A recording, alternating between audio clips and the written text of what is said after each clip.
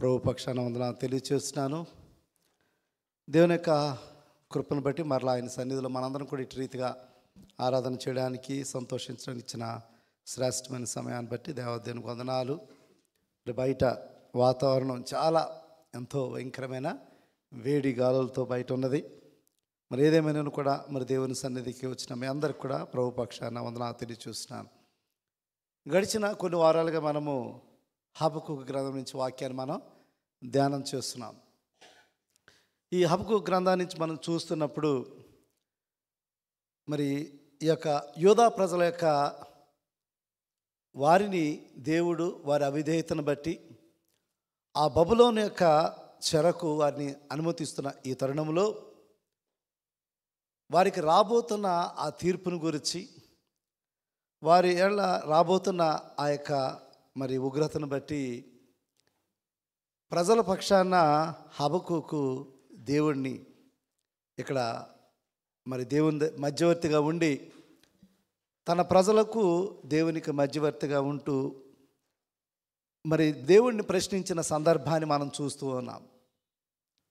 ఎప్పుడైతే మరి ఆ యొక్క మొదటి అధ్యాయం మనం చూసినప్పుడు దేవునిని మొట్టమొదటిగా ప్రశ్నిస్తున్న సందర్భం, నీ ప్రజలైన వారు ఇటు రీతిగా అణిచివేయబడుతున్నప్పుడు, దుర్మార్గులైన వారిని మరి వచ్చి నీతిమంతులను నాశనము చేస్తున్నప్పుడు నీవు ఊరుకుంటున్నావా అని చెప్పి అక్కడ ప్రశ్నించిన సందర్భాన్ని మనం చూస్తున్నాం.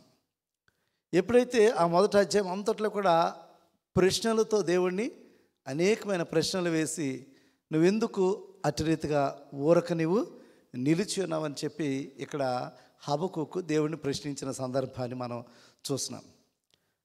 చాలా హై నోట్తో అతడు దేవుడిని ప్రశ్నించిన సందర్భాన్ని మనం చూస్తున్నాం.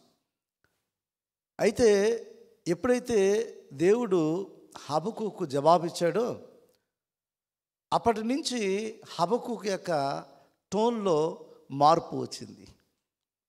హబక్కూకు టోన్లో మార్పు వచ్చింది. ప్రశ్నిస్తున్న హబక్కూకు ఒక్కసారిగా దేవుడిచ్చిన జవాబుతో ఈ stop questioning God, start praying, ప్రార్థన చేయడం ప్రారంభించాడు. అంటే ప్రార్థన చేయడం ప్రారంభించడం ద్వారా మరలా దేవుని దగ్గర మనల్ని మనం తగ్గించుకునుట, దేవుని మీద మరలా తిరిగి మనం ఆధారపడడం అనేది అక్కడ స్పష్టంగా మనకి కనబడుతున్నది. చాలా సందర్భాల్లో దేవుని మీద ఆధారపడలేకపోవడానికి చాలా సందర్భాల్లో కారణం ఏమిటని చూసినప్పుడు మనం ఎప్పుడు కూడా మన శక్తి మీద, మనకి జ్ఞానం మీద ఆధారపడమే. చాలా సందర్భాల్లో దేవుని మీద ఆధారపడలేకపోవడం, లేకపోతే దేవుని దగ్గర రాపోవడానికి కారణం ఏంటో తెలుసా? మన సొంత ఆలోచనలు, మన సొంత ప్రయత్నాలు, మన సొంత ఉద్దేశాలు. అవన్నీ చేసిన తర్వాత అప్పుడు లాస్ట్గా దేవుని దగ్గరికి వస్తుంటాం. చాలా సందర్భాల్లో అన్ని ప్రయత్నాలు చేసేస్తుంటాం. కానీ నువ్వు ప్రయత్నం ప్రారంభించకముందే ఎందుకు దేవుని దగ్గర విచారణ చేయవు? నువ్వు ప్రయత్నం ప్రారంభించకముందే ఎందుకు దేవుని దగ్గర విచారణ చేయవు? చాలా సందర్భాల్లో మనము ఇటు రీతిగా మనము దేవుని మీద ఆధారపడలేకపోవడం వల్ల, లేకపోతే దేవుని యొక్క చిత్తాన్ని గుర్తించలేకపోవడం వల్ల చాలా సందర్భాల్లో మనం అనేకమైన ఊహించని పరిణామాలు మన జీవితంలో మనం ఎదుర్కొంటూ ఉంటున్నాం. ఇక్కడ ఎప్పుడైతే హబక్కూకు ప్రశ్నించడం ప్రారంభించాడో ఆ తదుపరి దేవుని జవాబు అతని సూటిగా స్పష్టంగా ఎప్పుడైతే అతను పొందుకున్నాడో, నువ్వు వేచి ఉండు, దేవుని మీద మీరు నమ్మిక ఉంచండి, ఖచ్చితంగా ఆయన కార్యం మీ పక్షాన జరుగుతుందని చెప్పి దేవుడు ఎప్పుడైతే చెప్పినాడో, అదేవిధంగా నీతిమంతుడు విశ్వాస మూలముగా బ్రతుకును. అంటే ఈ పరిస్థితులు ఏదైనా సరే చాలా సందర్భాల్లో మనం అనుకుంటాం కదా, నేను చాలా మరి నీతిగా జీవిస్తున్నాను, నేను చాలా న్యాయంగా జీవిస్తున్నాను, నేను చాలా భక్తిగా జీవిస్తున్నాను, నాకే ఈ సమస్యలు వస్తున్నాయా, లేకపోతే మాకే ఈ సమస్యలు వస్తున్నాయా అని మనం చాలా సందర్భాల్లో మనము దేవుని ప్రశ్నించవచ్చు. కానీ దేవుని యొక్క ఉద్దేశం, దేవుని యొక్క ఆలోచనలు వేరు అనేది మనం గ్రహించాలి. ఎందుకంటే we need to wait for God's timing. దేవుని కార్యముల కొరకు వేచియుండుడి అని దేవుడు చెప్తున్నాడు, అంతే కదా. ఆయన చెప్పిన కార్యములు ఖచ్చితంగా జరుగును, కానీ దాని కొరకు మీరు వేచి ఉండండి అని చెప్తున్నాడు. Wait for God's timing. మనం ఎప్పుడు కూడా తొందరపడుతూ ఉంటాం, తొందరపడి నిర్ణయాలు చేస్తుంటాం, తొందరగా మనం ముందుకు వెళ్ళాలని ఆశిస్తుంటాం. కానీ దేవుని సమయం కొరకు, అంటే దేవుని సమయం అంటే దేవుని చిత్తం కొరకు మనం వేచి ఉండలేకపోతున్నాం. ఎప్పుడైతే దేవుడు మరి ఎప్పుడైతే జవాబు ఇవ్వడం ప్రారంభించాడో, ఈ stop questioning God and start praying. ఎప్పుడైతే తన యొక్క టోన్లో మార్పు వచ్చింది, ఇప్పుడు తన టోన్లో మార్పు వచ్చింది. When start praying and also he start praising God. ఇప్పుడు ఈ నోట్లో మనం చూసినప్పుడు he start praising God. Praising is very important. అంటే దేవుని స్తుతించుట అనేది చాలా ముఖ్యమైనది. చాలా సందర్భాల్లో వీఆర్ గివింగ్ లీస్ట్ ప్రయారిటీ.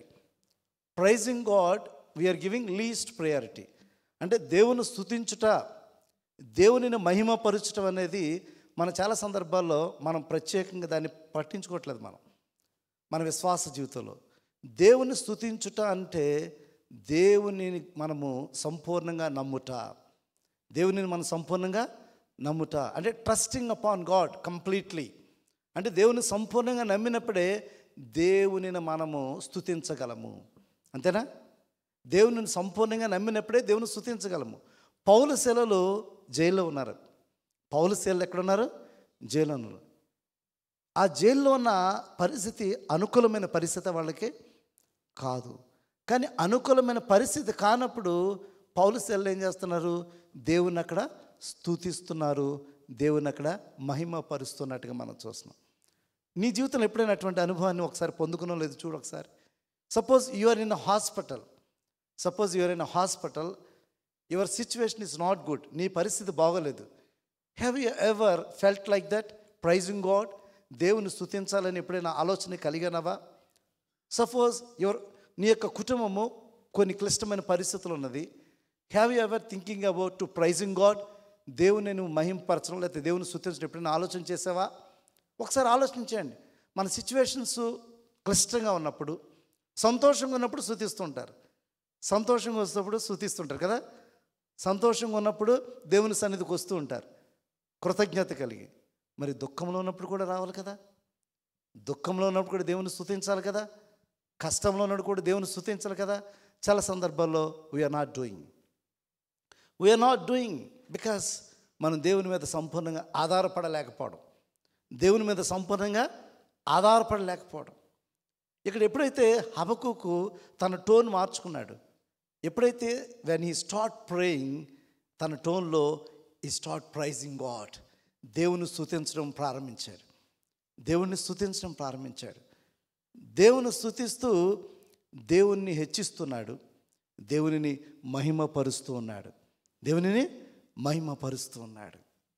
ఏమిటి ఇక్కడ హబక్కూకు ఆ ప్రార్థనలో దేవుణ్ణి ఎందుకు స్తుతిస్తున్నాడు అని మనం చూసినప్పుడు టైటిల్ ఆల్రెడీ ఎక్కడైతే డిస్ప్లే కావట్లేదు, నాకు డిస్ప్లే అవుతుంది. దేవుని అపరిమితమైన శక్తిని కీర్తించుట. దేవుని అపరిమితమైన శక్తిని కీర్తించుట. God has a infinite power. తన అపరిమితమైన శక్తిని బట్టి ఇక్కడ హబక్కూకు దేవుణ్ణి కీర్తిస్తూ ఉన్నాడు. ఒకసారి మనం ఆలోచించేద్దాం. ఇన్ ఎ హ్యూమన్ వరల్డ్, ఒక వ్యక్తి జ్ఞానవంతుడైనప్పుడు అతడు ఈ లోకంలో చాలా ఘనపరచబడతాడు కదా. ఒక జ్ఞానవంతుడు ఈ లోకంలో ఉన్నప్పుడు చాలా ఘనపరచబడతాడు. తన జ్ఞానం కూడా పరిమితమైందే. ఒక సైంటిస్ట్ మనం తీసుకున్నట్టయితే ఆ సైంటిస్ట్ జ్ఞానము చాలా గొప్పది అయి ఉండొచ్చు, బట్ తన జ్ఞానము పరిమితమైనది. ఒక వ్యక్తి చాలా బలమైన వాడుగా ఉండొచ్చు, కానీ తన బలము కూడా పరిమితమైనదే కదా. మనం చూస్తాం, గేమ్స్లో మనం చూస్తుంటాం, ఒక ఆటగాడు చాలా స్కిల్ఫుల్ ఆటగాడే ఉండొచ్చు. ఇప్పుడు ఈ మధ్యన క్రికెట్ జరుగుతుంది, ఒక టీం చూసినప్పుడు చాలా బలమైన టీంగా కనబడుతుంది ఆన్ పేపర్. వాళ్ళ యొక్క బౌలింగ్ కానీ, వాళ్ళ యొక్క బ్యాటింగ్ కానీ, వాళ్ళ యొక్క ఫీల్డింగ్ కానీ, అన్ని రంగాల్లో వాళ్ళు చాలా బలమైన వారుగా కనబడవచ్చు. Some time they fail to win. విజయాన్ని సాధించట్లో వాళ్ళు విఫలమవుతున్నారు. బట్ ఆన్ పేపర్ మనం చూసినప్పుడు చాలా బలమైన వారుగా కనబడుతున్నారు. కాబట్టి ఈ లోకంలో మనం చూసినప్పుడు మానవుని యొక్క బలం పరిమితంగా ఉన్నది, మానవుని యొక్క జ్ఞానము పరిమితమైనది, మానవుని యొక్క ఆలోచనలు పరిమితమైనవి. కానీ దేవుని యొక్క బలము అపరిమితమైనది. దేవుని యొక్క బలము అపరిమితమైనది. దేవుని జ్ఞానం అపరిమితమైనదే. దేవుని యొక్క జ్ఞానం కూడా అపరిమితమైనది. ఎందుకంటే ఆయన జ్ఞానం చేత ఈ సృష్టి అంతని సృష్టించాడంట.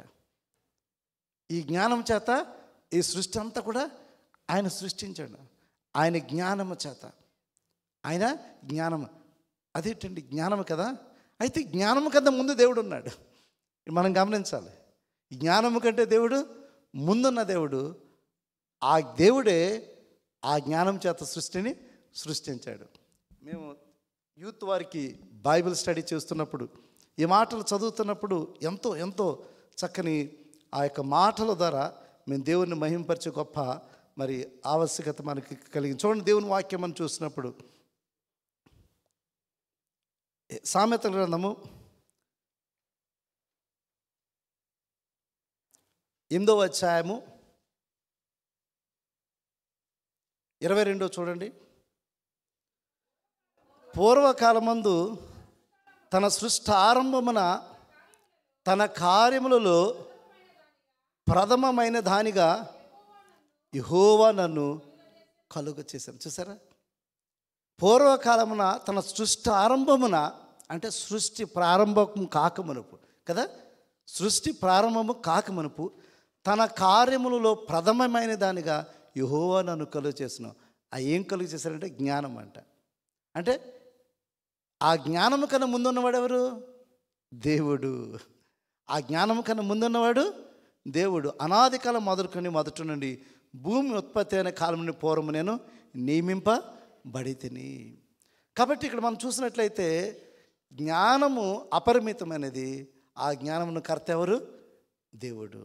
అంటే God is source of everything in this world. God is the source of everything in this world. అంటే దేవుడు సమస్తానికి ఆయన మూలము అయి ఉన్నాడు. అది మనం గమనించాలి. దేవుడు సమస్తానికి మూలము ఆయన అయి ఉన్నాడు అనే విషయాన్ని మనందరం కూడా గమనించాలి. కాబట్టి ఇప్పుడు మనం చూసినట్లయితే కమింగ్ టు అవర్ టెక్స్ట్, దేవుని అపరిమితమైన శక్తిని ఇక్కడ హబక్కూకు కీర్తించుటలో ఉన్న ఉద్దేశాన్ని మనం చూస్తున్నప్పుడు ఇంతవరకు దేవుని ప్రశ్నించిన వాడిగా చూస్తున్నాము, ఇంతవరకు దేవుణ్ణి ప్రార్థించిన వాడిగా కనబడుతుంది.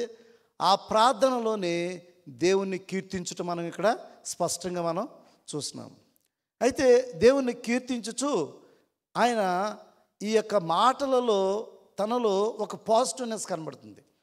ఈ మాటలలో ఒక పాజిటివ్నెస్ స్పష్టంగా కనబడుతుంది. ఎందుకంటే ఇంతవరకు నా ప్రజలు ఈ విధంగా బాధపడుతున్నప్పుడు, లేకపోతే నీ ప్రజలు వారు బాధపడుతున్నప్పుడు నువ్వు ఎందుకు ఊరుకున్నావు, ఎందుకు నిలిచి నువ్వు చూస్తున్నావు, నువ్వేమీ స్పందించట్లేదు అని ప్రశ్నించిన హబక్కూకు ఎప్పుడైతే దేవుడిచ్చిన ఆ యొక్క జవాబుతో ఖచ్చితంగా ఎవరైతే అక్రమం చేస్తున్నారో, ఎవరైతే అన్యాయం చేస్తున్నారో, ఎవరైతే దుష్టులైన వారు అణిచివేస్తున్నారో ఖచ్చితంగా వారికి శ్రమ ఉంటుంది అని చెప్పి దేవుడు ఆ 2వ అధ్యాయంలో ఎప్పుడైతే తెలియచేశాడో అప్పటి నుంచి హబక్కూకు దేవుని ప్రార్థిస్తూ దేవుని యొక్క గుణగణాల గురించి ఇక్కడ మననం చేసుకున్నట్టుగా మనం స్పష్టంగా మనం చూస్తున్నాం.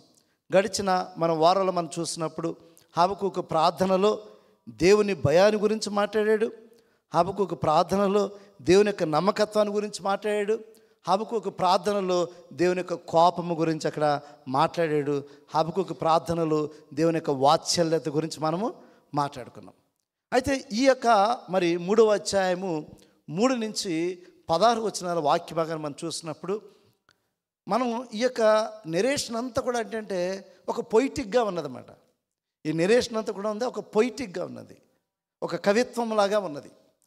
ఆ పొయిటిక్లో నుంచి, ఆ కవిత్వం నుంచి కొన్ని ముఖ్యమైన మాటలు, కొన్ని ఇంపార్టెంట్ ఇన్సైట్స్ మనం చూసినట్లయితే ఒక 6 ప్రాముఖ్యమైన విషయాన్ని మీ ముందు ఉంచాలని నేను ఆశపడుతున్నాను.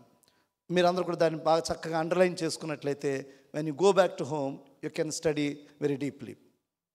మొట్టమొదటి చూసినప్పుడు ఇక్కడ ఈ హబక్కూకు యొక్క దేవుణ్ణి స్తుతిస్తూ కీర్తిస్తూ అతనిలో ఒక పాజిటివ్ నోట్ ఏంటంటే ఆయన రాబోతున్నాడు అనే మాట ఇక్కడ చూస్తున్నాం.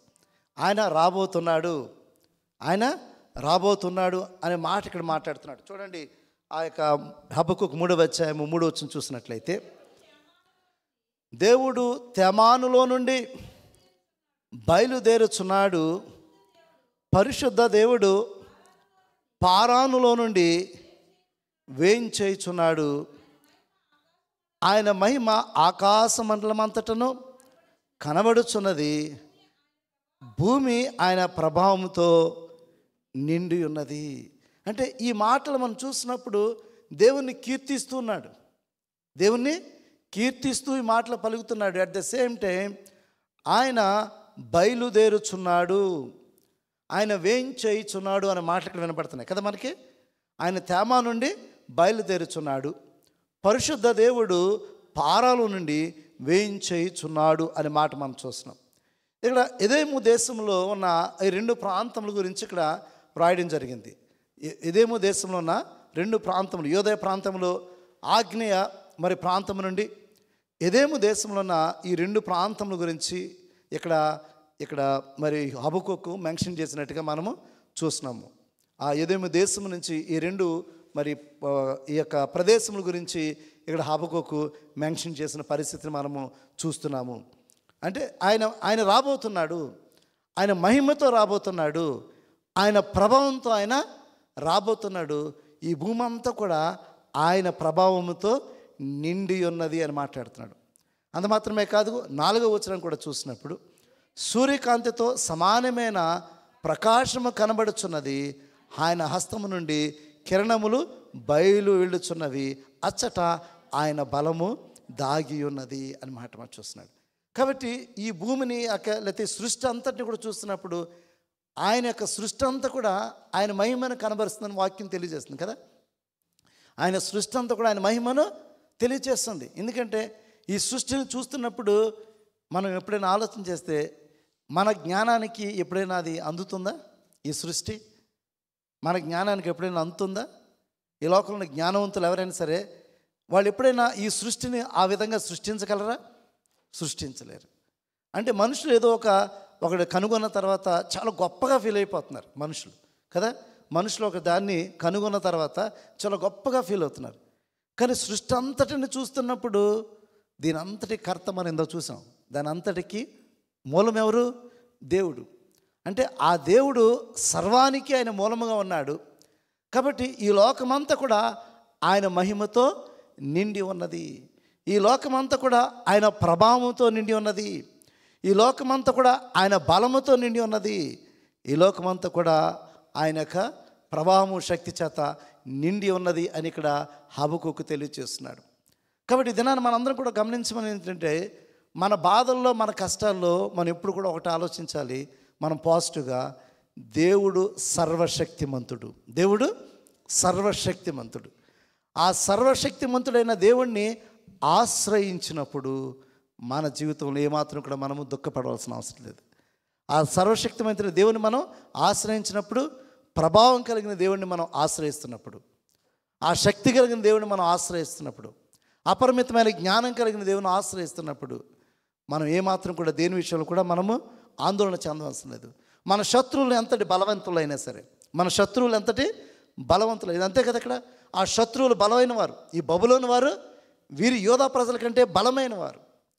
ఈ యొక్క బబులోను వారు యోధా ప్రజలను అణిచివేస్తున్నారు, వారి శక్తియుక్తుల చేత వీరిని అణిచివేస్తున్న ఈ పరిస్థితుల్లో హబక్కూకు ఇట్టి రీతిగా దేవుని యొక్క శక్తిని గురించి, దేవుని బలాన్ని గురించి అతడు విశ్వాసంతో, నమ్మికతో ఇతడు ఈ మాటలు మాట్లాడుతున్నట్టుగా మనం చూస్తున్నాం.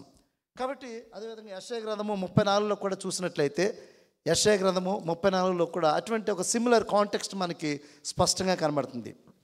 యెషయా గ్రంథము 34:5 వచనం చూసినట్లయితే, నిజముగా ఆకాశమునందు నా ఖడ్గము మత్తిల్లును, ఎదోము మీద తీర్పు తీర్చుటకు, నేను శపించిన జనము మీద తీర్పు తీర్చుటకు అది దిగును. యెహోవా ఖడ్గము రక్తమయమగును, అది క్రొవ్వు చేత కప్పబడును. గొర్రె పిల్లల యొక్కయు మేకల యొక్కయు రక్తము చేతను, పొట్టేళ్ళు మూత్ర గ్రంథుల మీద క్రొవ్వు చేతను కప్పబడును. ఏలయనగా బొస్రోలో యెహోవా బలి జరిగించును. ఎదోము దేశములో ఆయన మహా సంహారము చేయును. వాటితో కూడా గురిపోతులను, వృషభములను, కోడెలను దిగిపోవచ్చును. ఎదోమీయుల భూమి రక్తముతో నానుచున్నది, వారి మన్ను క్రొవ్వుతో బలిసి ఉన్నది. అది యెహోవా ప్రతిదండన చేయు దినము. సియోను వాద్యమును గూర్చిన ప్రతీకార సంవత్సరమున ఎదోము కాలువల కీలగును, దాని మన్ను గంధకముగా మార్చబడును, దాని భూమి దహించును, గంధకముగా ఉండును, అది రేయింబగళ్ళు అరకయుండును, దాని పొగ నిత్యము లేచును, అది తరతరములు పాడుగా నుండును, ఎన్నడును ఎవడును దాని బడి దాటడు. ఈ మాట మనం చూస్తున్నప్పుడు it's clearly indicates, it's clearly depicts that దేవుని ప్రజలైన వారి పక్షాన దేవుడు శత్రువులను ఏ విధంగా అణిచివేస్తున్నాడో, దేవుడు ఏ విధంగా వారిని నాశనం చేయిస్తున్నాడో దాని గురించి ఇక్కడ రాయబడింది. దేవుని ప్రజలైన వారి శత్రువులుగా ఉంటున్న వారిని ఏ విధంగా దేవుడు వారిని నాశనము చేయబోతున్నాడో అనే విషయం గురించి ఇక్కడ ఈ గ్రంథంలో రాయడం జరిగి ఉన్నది. కాబట్టి దేవుడు రాబోతున్నాడు. ఆయన మహిమతో, ఆయన ప్రభావంతో, ఆయన కాంతితో, ఆయన బలముతో ఆయన రాబోతున్నాడు. ఆ శత్రువులను ఆయన అణిచివేయబోతున్నాడు అనే విషయం గురించి ఇక్కడ హబక్కూకు అతను ఆ యొక్క మాటలో దేవుని స్తుతిస్తూ ఉన్నాడు. కాబట్టి దేవుని ప్రజలైన వారి మీద ఉన్న శత్రువులను ఖచ్చితంగా దేవుడు అణిచివేస్తాడు. మనం చాలా సందర్భాల్లో మన శత్రువులు బలమైన వారే ఉండొచ్చు, మన శత్రువులు జ్ఞానవంతులై ఉండొచ్చు, లేకపోతే మన శత్రువులకి పెద్ద బలగం ఉండొచ్చు. కానీ మన దేవుడు వారందరికంటే బలమైనవాడు. ఈ లోకంలో మరి పరిమితమైన బలం కన్నా, పరిమితమైన జ్ఞానం కన్నా మన దేవుడు గొప్ప అపరిమితమైన జ్ఞానం కలిగిన వాడు, అపరిమితమైన బలము కలిగిన వాడు. కాబట్టి ఖచ్చితంగా దేవుడు వారిని నాశనం చేస్తాడు. రెండోది మనం చూసినప్పుడు ఇక్కడ దేవుడు తన శత్రువులైన వారిని ఏ విధంగా వారిని బాధిస్తాడు అని మనం చూసినట్లయితే ఆయన తెగుళ్ళతో బాధిస్తూ ఉంటాడంట తన శత్రువులైన వారు బలమైన వారే. అయితే దేవుడు వారిని అణిచివేస్తాడు, దేవుడు వారిని బాధ పెడతాడు. ఎలాగంటే తెగుళ్ళ చేత దేవుడు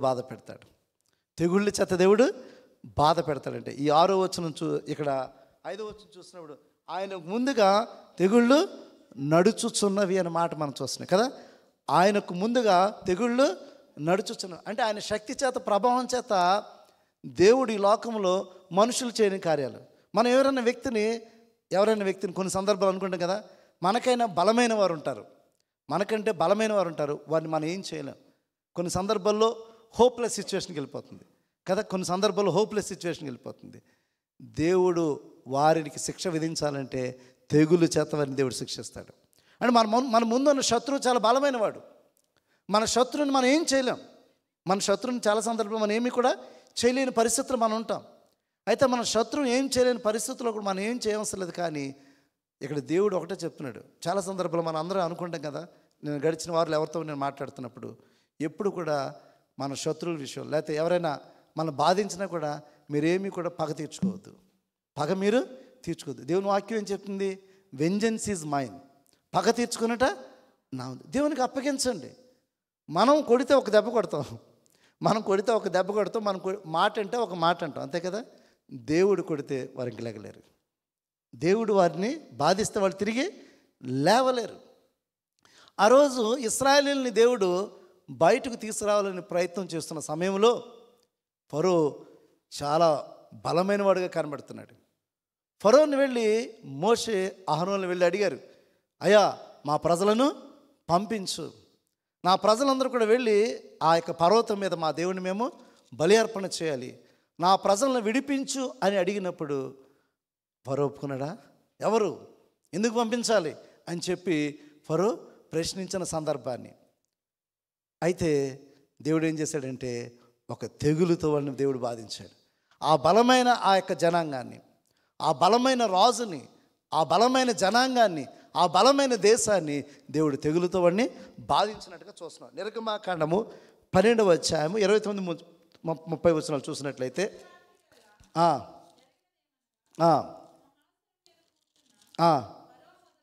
ఫరో మొదలుకొని చెరసాలలో ఉన్న ఖైదీ యొక్క తొలిపిల్ల వరకు ఐగుప్తు దేశమందలి తొలిపిల్లలందరినీ, పశువుల తొలిపిల్లలన్నిటినీ యెహోవా హతం చేసి చూసారా? దేవుని ప్రభావం ఎలా ఉందో, దేవుని ప్రభావం ఎలా ఉందో చూసారా?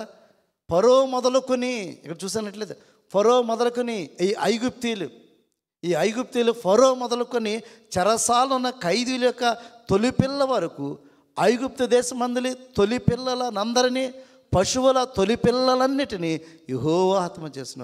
ఆ రాత్రి ఫరోయు అతని సేవకులందరూ ఐగుప్తీయులందరూ లేచినప్పుడు శవములని ఇల్లు ఒక్కటైనను లేకపోయినందున ఐగుప్తులో మహాఘోష పుట్టెను.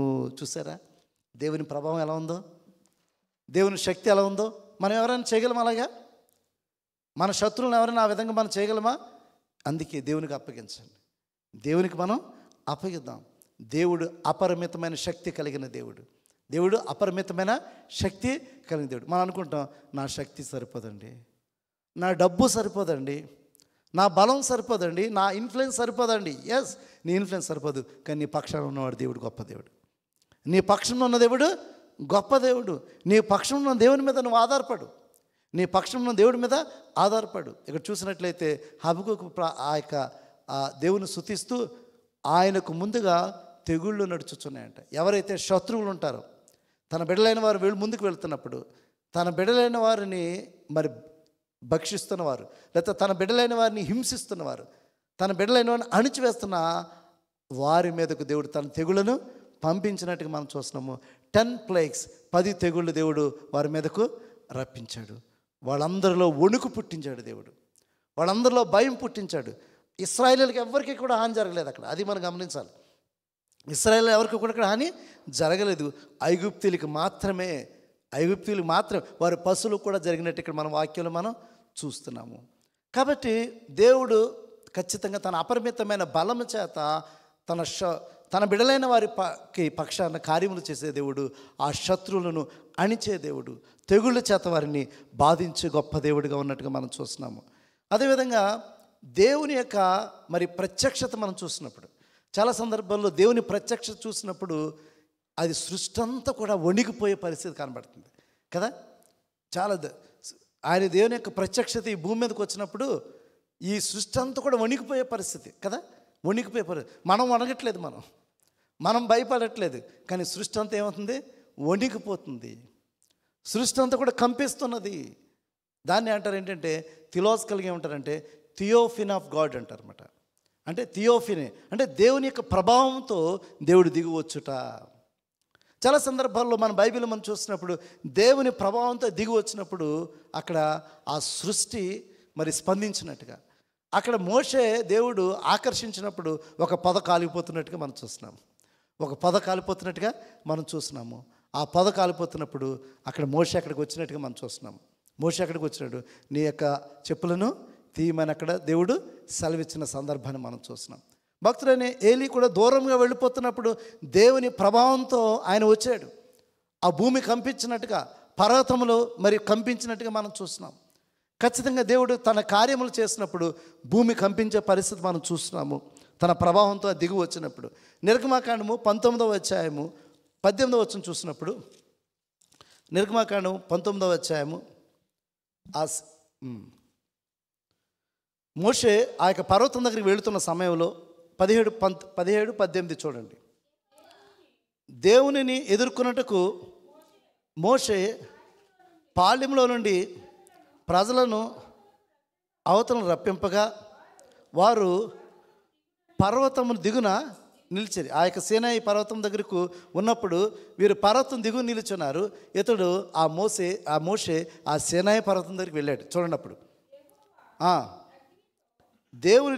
దేవుని ఎందుకు పాళెం మీద యెహోవా అగ్నితో సీనాయి పర్వతం మీదకి దిగి వచ్చినందున అదంతయు దోమమయమై ఉండెను.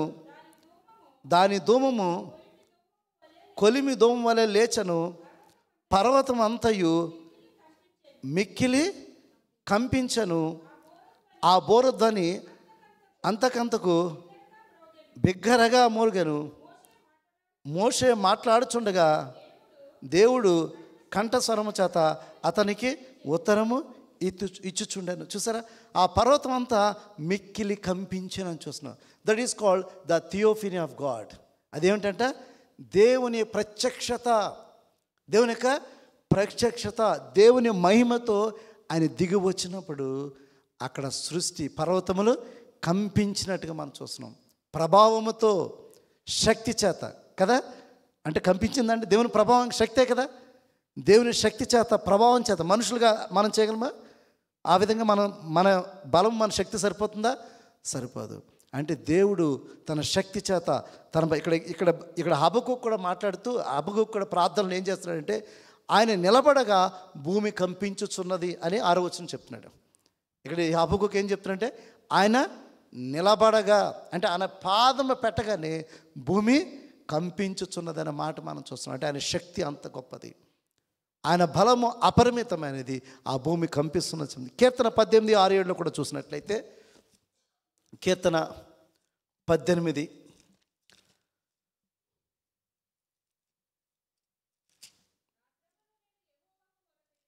నా శ్రమలో నేను యెహోవాకు మొరపెట్టి తిని, నా దేవునికి నేను ప్రార్థన చేసి తిని, ఆయన తన ఆలయములో ఆలకించి నా ప్రార్థన అంగీకరించాను.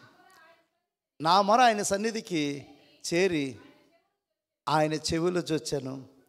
అప్పుడు భూమి కంపించి అదిరెను, పర్వతముల పునాదులు. చూసారా, అంటే దేవుని స్పందన. ఎప్పుడైతే మనం ప్రార్థన చేసినప్పుడు, భక్తులు ప్రార్థన చేసినప్పుడు దావీదు ఆ ప్రార్థన దేవుని యొక్క చెవులకు అది వినబడింది. ఎప్పుడైతే ఆ ప్రార్థన వినబడిందో దేవుని స్పందన ఎలా ఉందంటే అప్పుడు భూమి కంపించి అదిరెను, పర్వత పునాదులు వణికెను అనే మాట మనం చూస్తున్నాం. పర్వత పునాదులు వణికెను అని మనం చూస్తున్నాం. అంటే ఇక్కడ మనం పదే ఈ మాట మనం మాట్లాడుకుంటూ చూసినట్లయితే దేవుని యొక్క శక్తిని, అపరిమితమైన శక్తిని మనం గుర్తించాలి. మన జీవితంలో దేవుని యొక్క అపరిమితమైన శక్తిని మనము గుర్తించాలి. దేవుని అపరిమితమైన శక్తిని మనం రికగ్నైజ్ చేయాలి మన జీవితంలో. దేవుని యొక్క అపరిమిత శక్తిని మనము రికగ్నైజ్ చేయాలి, అక్నాలెడ్జ్ చేయాలి. To acknowledge and to praise God. మనం అది గుర్తిస్తూనే దేవుని మనము మహిమపరుస్తూ ఉండాలి అనే మాట ఇక్కడ. ఎందుకంటే ఆ భక్తుడు ఆయన నిలబడగా భూమి కంపించను అనే మాట మనం ఇక్కడ స్పష్టంగా చూస్తున్నాం. కాబట్టి రెండవదిగా చూసినప్పుడు ఆయన ముందుకి తెగుళ్ళు వెళుచున్నాయని చెప్తున్నాడు, ఆ శత్రువులను బాధించడానికి. రెండవదిగా ఆయన దిగి వచ్చినప్పుడు ఆ యొక్క సృష్టి, భూమి, పర్వతములు అవి కంపిస్తాయని చెప్తున్నాడు. నాలుగోది చూసినాడు ఆయన కోపము రాగగా నదులు, సముద్రములు వణికిపోతూ ఉంటాయంట. నదులు, సముద్రములు వణికిపోతుంటాయి, అంతే కదా. ఈ సృష్టి అంతటి మీద శక్తి కలిగిన దేవుడు ఆయనే. కాబట్టి ఆయన దిగి వచ్చినప్పుడు, ఆయన కోపం వచ్చినప్పుడు చాలాసార్లు మనం చూస్తుంటాం కదా. మీరు సముద్ర కెరటాలు మనం చూస్తారా? ఆ ఎక్స్పీరియన్స్ మీకుందా? అంటే ఇప్పుడే అవి ఎంత ఉవ్వెత్తున లేస్తూ ఉంటాయి కదా, ఒక ఉద్రేకంతో, ఒక కోపంతో, అంతే కదా. ఒక మనిషి ఉద్రేకం పడినప్పుడు, ఒక మనిషి కోపం వచ్చినప్పుడు చాలామందికి ఆ నీటిని చూసినప్పుడు భయం కలుగుతుంది కదా. ఆ నీటిని చూసినప్పుడు ఎస్, దేవుడు ఖచ్చితంగా ఆయన కోపం వచ్చినప్పుడు అలాగే ఉంటుంది. ఆయన కోపం కూడా అలాగే ఉంటుంది. ఆ నదుల మీద, ఆ ప్రవాహాల మీద చూసినప్పుడు అది ఖచ్చితంగా రిఫ్లెక్ట్ అవుతుంది. ఇక్కడ ఈ భక్తుడు కూడా 8వ వచనంలో ఆయన కోపము నదుల మీద, ప్రవాహం మీద ఉంటున్నట్టుగా కూడా సముద్రం మీద కనబడి చెప్తున్నాడు. మరి దేవుని వాక్యం మనం చూసినప్పుడు దేవుని యొక్క ప్రభావం, శక్తి సముద్రం మీద చూపించలేదైనా చూపించాడు కదా. ఆయన ప్రపంచ చరిత్రలో ఎప్పుడు కూడా జరిగిన ఒక గొప్ప సంఘటన. ఇశ్రాయేల్ ముందుకు వెళుతున్నారు, వెనకాల ఐగుప్తులు వస్తున్నారు. అప్పుడు వెంటనే దేవుని ప్రభావం, శక్తి ఆ యొక్క నీటి మీదకి వచ్చింది. ఆ నీటి మీద వచ్చినప్పుడు గొప్ప గాలులు వేస్తున్నాయంట, గొప్ప గాలులు వేస్తున్నాయంట. ఆ నది మీద, సముద్రం మీద ఆ గొప్ప గాలులు వీచినమాట. అంటే తన ప్రజల పక్షాన, ఆ శత్రువులకు వ్యతిరేకంగా అక్కడ ప్రభావం, దేవుని యొక్క బలం అక్కడ వీచినట్టుగా మనం చూస్తున్నాము. నిర్గమాకాండము 14వ అధ్యాయము 21-22 వచనాలు చూసినట్లయితే, మోషే సముద్రం వైపు తన చెయ్యి చాపగా యెహోవా ఆ రాత్రి అంతు బలమైన తూర్పు గాలి చేత సముద్రమును తొలగించి దాన్ని ఆరిన నేలగా చేసి, చూసారా, బలమైన తూర్పు గాలి చేత మోషే సముద్రం వైపు తన చెయ్యి చాపగా. మోషే తన సముద్రం, ఇది మనిషి యొక్క శక్తి కాదు, ఇక్కడ ఇది గమనించాలి. ఇది మనిషి యొక్క శక్తి కానీ కాదు. ఈ మనిషి శక్తి అయితే సముద్రాన్ని 2 పాయలుగా చేయగలరండి? ఆర్టిఫిషియల్గా మనం చేస్తున్నాం, ఆర్టిఫిషియల్గా మనం ట్రిక్స్ ప్లే చేస్తున్నారు ఈరోజు, అవన్నీ చేయగలం మనం. కానీ నిజముగా సృష్టి మీద అంత శక్తి మనం ఏమి కూడా చూపించడం, అంత శక్తిని మనం చూపించడం.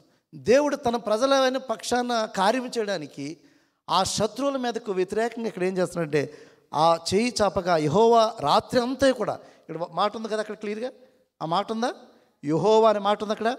యెహోవా రాత్రి అంతా కూడా బలమైన తూర్పు గాలి చేత సముద్రమును తొలగించి, అంటే ఆయన బలం ఎంత శక్తి చూసారా, ఆ సముద్రపు గాలి ఎంత మనకి ఉవ్వెత్తులు లేస్తుంటుంది, అదంతా కూడా ఆ యొక్క సముద్రముని పాయలుగా చేసి 6 నేల మీద దేవుడు నడిపించినట్టుగా మనం చూస్తున్నాం. అంటే దేవుని యొక్క ప్రభావము ఆ నదుల మీద, సముద్రం మీద అంతగా అది పని చేస్తుందనేది ఇక్కడ భక్తులైన హబక్కూకు కూడా ఇక్కడ స్పష్టంగా మాట్లాడుతున్నాడు. ఆ నదుల మీద ఆయన యొక్క ప్రభావము, సముద్రం మీద ఆయన ప్రభావం ఉంటున్నట్టుగా మనం స్పష్టంగా మనం చూస్తున్నాం. కాబట్టి ఈ లోకంలో మరి దేవుని కొన్ని సందర్భాల్లో దేవుని కోపం వచ్చినప్పుడు ఖచ్చితంగా దేవుని యొక్క ప్రభావం శక్తిని మనము చూడబోతున్నాం అనే విషయాన్ని గమనించాలి. ఇక్కడ శత్రువుల పక్షాన వ్యతిరేకంగా దేవుడు ఆ సముద్రాన్ని ఎర్రపాయలుగా చేసినట్టుగా, మరి ఆ సముద్రం 2 పాయలుగా చేసి వాటి మధ్యన దేవుడు నడిపించినట్టుగా మనం స్పష్టంగా మనం చూస్తున్నాం. చూడండి ఆ మాట మరొకసారి గమనించండి. ఆ మాట 8వ వచనం, యెహోవా నదుల మీద నీ కోపము కలిగినందున, నరుల మీద నీ ఉగ్రత కలిగినందున, సముద్రం మీద నీ ఉగ్రత కలిగినందున నీ గుర్రములు కట్టుకుని రక్షణార్థమైన రథం మీద ఎక్కి వచ్చుచున్నావు అనే మాట మనం ఇక్కడ స్పష్టంగా మనం చూస్తున్నాం. అదేవిధంగా ఆయన ప్రభావం చేత ఆయన సూర్యచంద్రులను కూడా ఆపేశాడట. ఆయన ప్రభావం చేత సూర్యచంద్ర నక్షత్రాల ప్రభావాన్ని కూడా దేవుడు ఆపేశాడు. Is it possible? It's not possible. ఇవన్నీ కూడా దేవుడు పాసిబుల్ చేశాడు. అవే ఇక్కడ ఈ చరిత్రను మరలా మనం జ్ఞాపకం చేసుకున్నాం. ఇక్కడ హబక్కూకు చేస్తున్న ప్రార్థనలో దేవుని స్తుతించుటలో ఉన్న ఉద్దేశం ఏంటంటే దేవుని యొక్క శక్తిని, ప్రభావాన్ని గురించి అతడు రిఫర్ చేస్తూనే ఉన్నాడు. దేవుని యొక్క శక్తిని, ప్రభావాన్ని గురించి అతడు రిఫర్ చేస్తూనే ఉన్నాడు. ఆ రిఫర్ చేస్తున్న సందర్భాన్ని మనం చూసినప్పుడు యెహోషువ ప్రార్థించగా, గిబియోనులో జరిగిన అద్భుతం గురించి ఇక్కడ ప్రస్తావించాడు. యెహోషువ ప్రార్థించగా, ఒక నరుడు ప్రార్థించగా ఈ సూర్యచర్యల గమనం ఆగిపోయిందంట. ఈ సూర్యచర్యల యొక్క వారి గమనము ఆగిపోయిన చరిత్ర కలిగిన దేవుడు, అటువంటి అద్భుతాలు చేసిన గొప్ప దేవుడు. యెహోషువ గ్రంథము 10వ అధ్యాయము 12 నుంచి 14 వచనం చూసినప్పుడు, యెహోవా ఇశ్రాయేలీయుల ఎదుట అమోరీలను అప్పగించిన దినమున ఇశ్రాయేలు వినుచుండగా యెహోషువ యెహోవాకు ప్రార్థన చేసెను. సూర్యుడా నువ్వు గిబియోనులో నిలువుము, చంద్రుడా నువ్వు అయ్యాలోను లోయలో నిలువుము.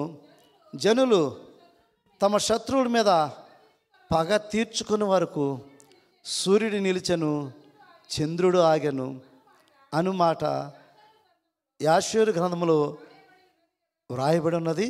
చూసారా, ఈ సూర్యచంద్రుని దేవుడు ఆపివేశాడు. అంటే ఒక రోజంతా కూడా ఆగిపోయింది. రోజంతా కూడా యాక్చువల్గా యుద్ధం యొక్క నీతి ఏంటంటే చీకటి పడితే యుద్ధం ఆపేయాలి, అంతే కదా. యుద్ధం యొక్క నీతి ఏంటి? చీకటి పడితే యుద్ధము ఆపేయాలి. ఇక్కడ యుద్ధము శత్రువుల మీద విజయాన్ని ఇవ్వడం దేవుడు ఇచ్చాడంటే ఆ సూర్యచంద్రుల గమనాన్ని దేవుడు మార్చేశాడు. ఇంకా చీకటి రాలేదు, చీకటి ఆగు అన్నాడు అంతే. దేవుడు ఏమన్నాడు? ఆగు అన్నాడు అంతే. చంద్రుడు రాకుండా దేవుడు ఆ సూర్యచంద్ర గమనాన్ని దేవుడు స్తంభింప చేసేసాడు. అద్భుతాలు దేవుడి ద్వారా జరుగుతాయండి. గడిచిన మేడే ఫస్ట్ రోజున అద్భుతం దేవుడు చేశాడు. మన సంఘంలో దేవుడు అద్భుతం చేశాడు. ఆ రోజు కార్యక్రమాన్ని చేయాలని మరి పెద్దలైన వారు మేము అందరం కూడా నిర్ణయించాం. వాస్తవానికి ఫోర్కాస్ట్ ప్రకారం వర్షము తీరు చూసినప్పుడు 70, 80, 100%. There is no chance. అసలు ఎట్టి పరిస్థితుల్లో రిలీఫ్ వచ్చే పరిస్థితి లేదు. ఆ రాత్రి అంతా పెద్దలు మాట్లాడుకున్నాం, అన్ని ఏర్పాట్లు మేము చేసాం. తెల్లవారుజాము 4 గంటలకి నాకు మెలకు వచ్చేసింది. మెలకు వచ్చేసరికి ఒకసారి కిటికీ తెరిచి చూశాను నేను. బోరున వర్షం కొడుతుంది. బెహ్రాన్లో ఫోర్కాస్ట్ చాలా బాగా చెప్తారండి. మన ఇండియాలో ఎలా ఉంటుందో నాకు తెలియదు, కానీ బెహ్రాన్లో ఫోర్కాస్ట్ ఇస్తే మటుకి ఖచ్చితంగా జరుగుతుంది. 4 గంటల నుంచి ఉధృతమవుతుందన్నారు. 4 గంటల నుంచి భయంకరమైన వర్షం పడుతుంది. చూసరికి నాకు చాలా బాధ కనిపించింది. మోకరించి ప్రేయర్ చేసుకున్నాను. ప్రభా, నిశ్చిత్తమైతే సహాయం దయచేయి. 5 గంటలకు ఫోన్లు వస్తున్నాయి నాకు. పాస్టర్ గారు ఎక్కడికి రావాలి. వెంటనే పెద్దలైన వారు ఫోన్లో మాట్లాడుతున్నారు. పాస్టర్ గారండి, మనందరం ఒకటి డిసైడ్ చేసుకుందాం, మన విశ్వాసాలను ఎవరిని డిసప్పాయింట్ చేయొద్దు, అందరిని కూడా చర్చి దగ్గర రమ్మందాం, చర్చి వద్దకు మనం పిలుద్దాం అని చెప్పారు. కానీ నా మనసులో అయితే బాధ ఉంది. ప్రభా, కార్యక్రమం అయితే పెట్టుకున్నాం, అయితే ఈ కార్యక్రమం ఎలా జరుగుతుందో. వాస్తవానికి ప్రేయర్ వాక్ అని పెట్టుకున్నాం. మనం దాన్ని ఏం చేసాం? ప్రేయర్ వాక్ అని పెట్టుకున్నాం. అది ఎక్కడ పెట్టుకున్నాం అంటే బొస్సైతన్ బీచ్కి వెళ్ళాలని పెట్టుకున్నాం. వాస్తవానికి అక్కడ జరిగే పరిస్థితి మనకు కనబట్టలేదు.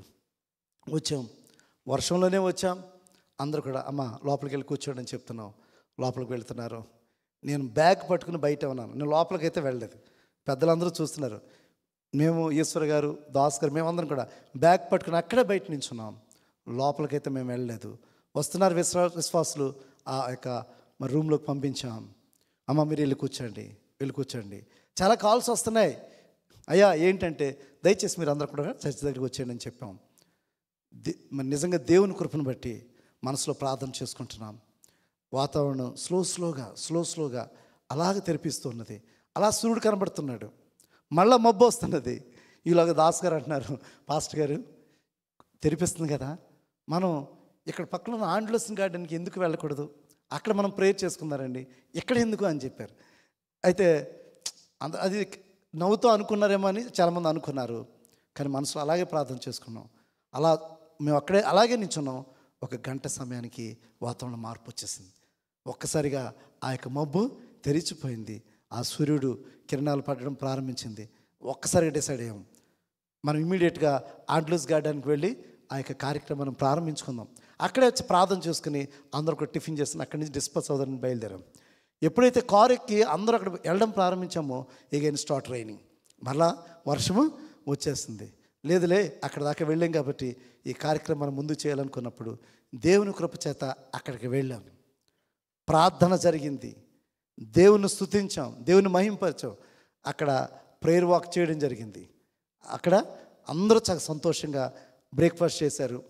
అప్పుడు మళ్ళీ అనుకున్నాము, ఎందుకు మనం ఒక చోట అక్కడికి ఒకసారి వెళ్ళకూడదని చెప్పినప్పుడు అందరూ మరలా కార్లు వేసుకుని మరలా బొస్సైతన్ బీచ్ దగ్గర వెళ్ళి అక్కడ కూడా మన దేవుని మనం పాటలు పాడి దేవుని స్తుతించి మరి అక్కడి నుంచి మరలా తిరిగి రావడం జరిగింది.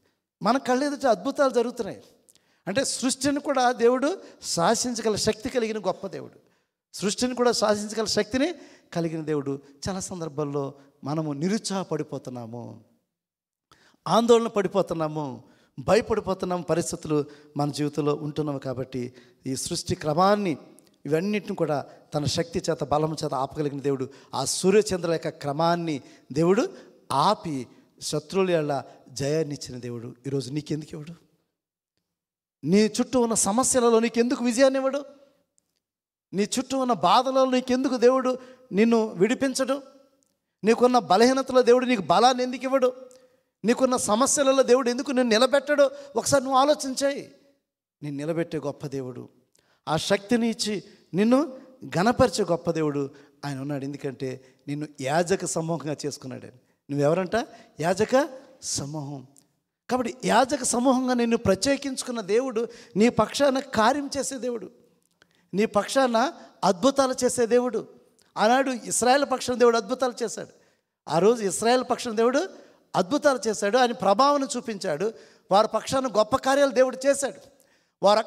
ఆ యొక్క ఇశ్రాయేలీయులు ఏమీ బాధించలేదు దేవుడు, కానీ ఐగుప్తీయుల్ని దేవుడు బాధించినట్టుగా మనం చూస్తున్నాం. నిర్గమాకాండం 14వ అధ్యాయము 13-14 వచనాలు చూసినప్పుడు, నిర్గమాకాండము 14వ అధ్యాయము, మోషే భయపడుకుని యెహోవా మీకు నేడు కలుగచేయు రక్షణ మీరు ఊరక నిలిచి చూడుడి.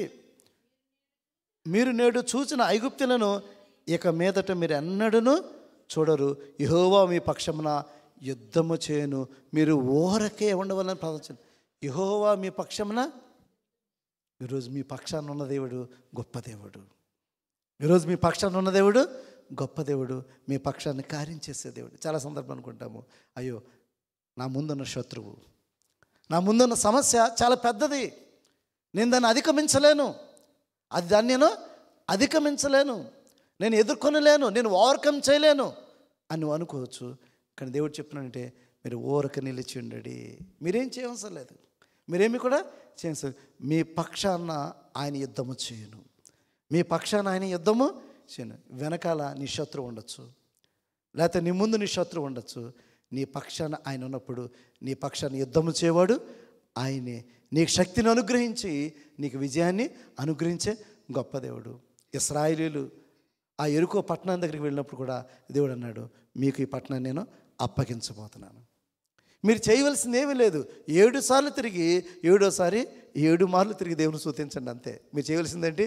మీరు 7 సార్లు తిరిగి 7వ సారి 7 మార్లు మళ్ళా దేవుని తిరుగుతూ దేవుని స్తుతించండి, మీ పని అవుతుందని చెప్పాడు.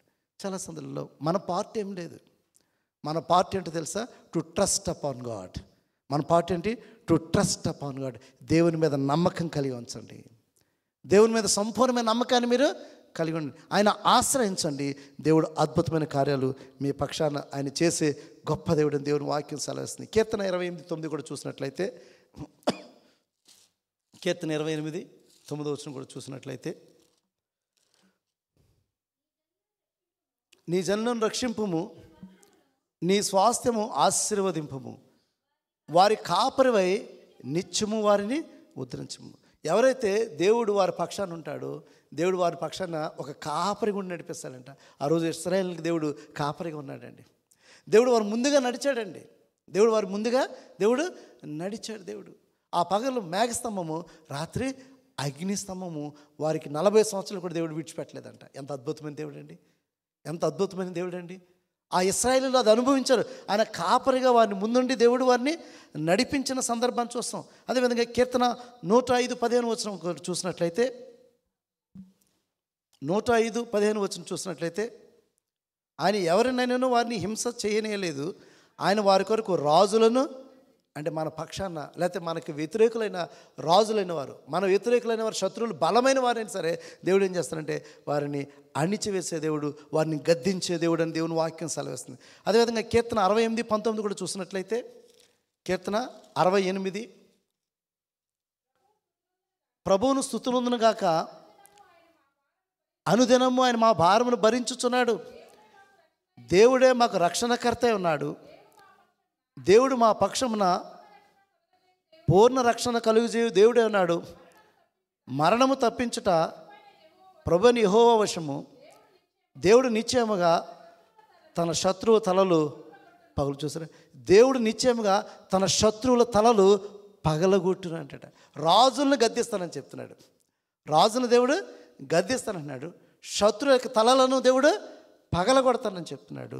ఇక్కడ దేవుడు అద్భుతమైన కార్యాలు వారు చేసి, ఇక్కడ వారి రక్తముతో నీవు నీ పాదములు ముంచదువు, నీ శత్రువులు నీ కుక్కల నాలుకలను బాగా మగుదరంట. అంతగా దేవుడు వారిని అణిచివేసే దేవుడు. తన శత్రువులను అట్రీతిగా దేవుడు అణిచివేసే గొప్ప దేవుడు అని చెప్పి దేవుని వాక్యం మనం స్పష్టంగా సెలవుస్తుంది. చివరిగా కీర్తన 18:38 చూసినట్లయితే, కీర్తన 18:38, వారు నా పాదముల కింద పడుదురు, వారు లేవలేకపోయినట్లు నేను వారిని అణగద్రొక్కుదును అని చెప్తున్నాడు. వారు నా పాదముల కింద వాడి పడుదురు, వారు లేవలేకపోయినట్లు నేను వారిని అణగద్రొక్కుదును అని చెప్తున్నాడు. వాడిని నేను అణచివేస్తానని చెప్తున్నాడు. వాళ్ళని గద్దిస్తానని చెప్తున్నాడు. వాడిని నేను గద్దిస్తానని చెప్తున్నాడు. వాళ్ళ పాదముల కింద తొక్కేస్తానని దేవుడు చెప్తున్నాడు. వాళ్ళు ఇంకా లేవలేని స్థితికి వాళ్ళని తీసుకెళ్తానని చెప్తున్నాడు. కాబట్టి such a powerful God we have. అంతటి బలమైన దేవుడు, అపరిమితమైన శక్తి కలిగిన దేవుడు మనకున్నాడు. కాబట్టి ఈరోజు హబక్కుకు మాట్లాడుతున్నాడు, మన దేవుడు కీర్తనీయుడు, మన దేవుడు కీర్తనీయుడు, ఆయన శక్తిమంతుడు, బలము కలవాడు, ఆ మహిమతో ప్రభావంతో ఆయన రాబోతున్నాడు. ఈరోజు ఆ దేవుడే నీ జీవితంలో కూడా రాబోతున్నాడు. ఆ దేవుడే నీ జీవితంలోనికి రాబోతున్నాడు. He will change your situations. నీ పరిస్థితులను మార్చే గొప్ప దేవుడు. నీ పరిస్థితులను మార్చే గొప్ప దేవుడు. నీ శత్రువులను అణిచివేసే దేవుడు. నీ ముందున్న శత్రువును వణికించే దేవుడు. నీకు బలాన్ని అనుగ్రహించే దేవుడు.